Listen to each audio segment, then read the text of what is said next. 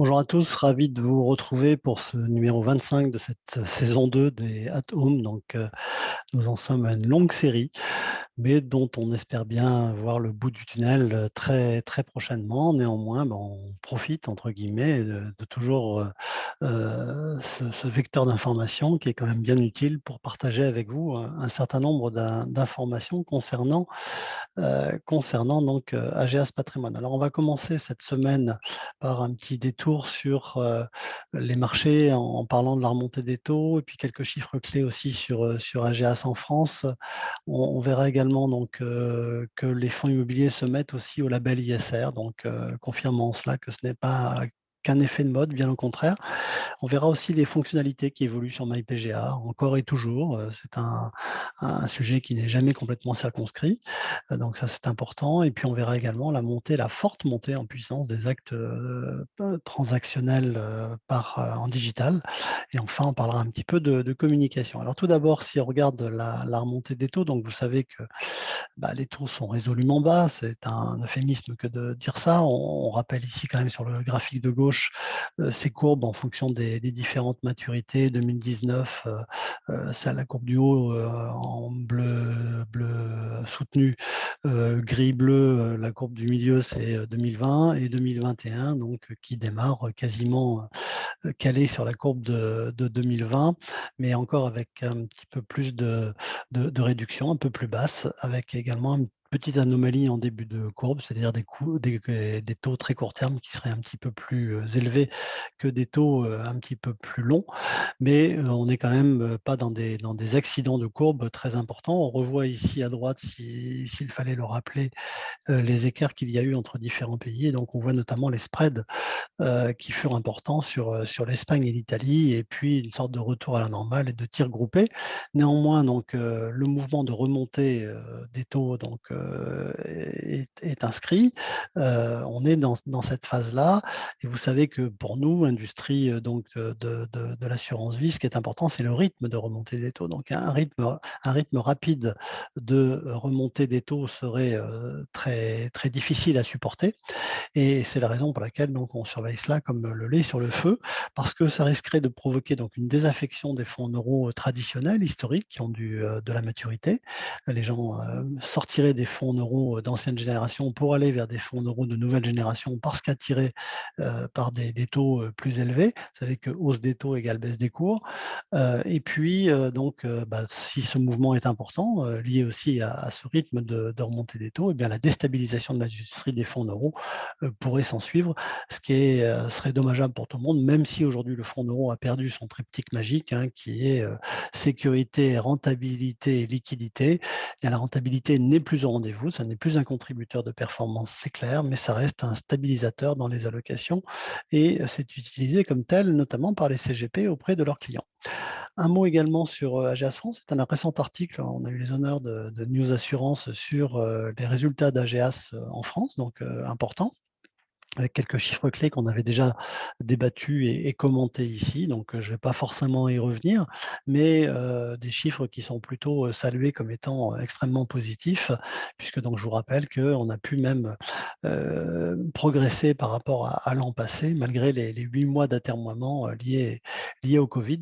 Nous n'étions pas peu fiers et grâce à vous, nous avons pu établir effectivement une feuille de route, une feuille de résultat tout à fait satisfaisante.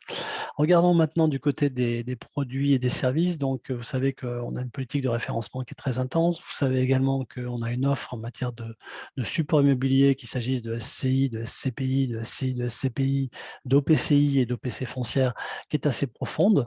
Eh bien, parmi ces fonds immobiliers ou ces supports de nature immobilière, désormais, il y a aussi la course au label ISR qui se met en place.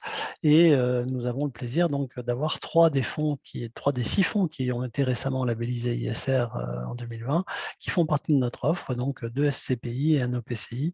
On est assez fiers de ça et je pense qu'effectivement, le mouvement est en route et c'est une bonne chose pour l'ensemble de l'industrie, y compris de l'industrie finalement de la construction, qui se traduit par l'immobilier, y compris dans l'immobilier papier.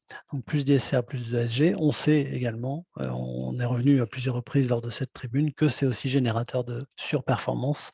Désormais, ça n'est pas un boulet ou un caillou dans la chaussure que d'avoir de l'ISR ou de l'ESG. Sur les fonctionnalités, donc rappelons que également sur MyPGA, donc on a fait évoluer les fonctionnalités. Donc c'est un mouvement perpétuel hein, que de faire bouger les choses et de les améliorer au vu de ce que vous nous remontez. Donc n'hésitez pas aussi, de par l'expérience client, à nous faire remonter tout cela. C'est notre mode de fonctionnement, hein, ce qu'on appelle la méthode agile, avec la notion de UX, c'est-à-dire d'expérience client. C'est vous les clients pour nous décrire ce qui devrait être amélioré. Donc on l'a fait avec ici le couplage en quelque sorte de deux mouvements, savoir un arbitrage et un versement libre, ce qui n'était pas possible jusqu'à présent. Il fallait attendre qu'une opération se dénoue pour enclencher la suivante. Eh bien désormais, c'est concomitant et c'est bien utile comme vous nous l'avez remonté à plusieurs reprises et nous vous avons bien entendu. Donc aujourd'hui, la modification au cours d'un arbitrage, la modification au cours d'un versement libre, ça peut porter sur le palier du fonds en euros. Donc vous savez qu'on est quand même limité à 70%.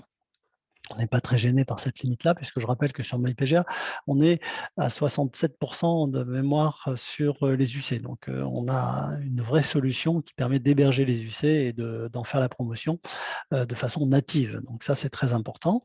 Donc, voilà le périmètre avec également la possibilité de jouer sur les univers d'investissement. Vous savez qu'on a 3 univers d'investissement distincts et d'augmenter le nombre de profils. On a la possibilité d'aller jusqu'à 3 profils thématiques ou par budget de risque parmi 6 proposés aujourd'hui, mais on a quelques idées d'évolution de cette gamme de profils au sein du compartiment gestion multiprofil.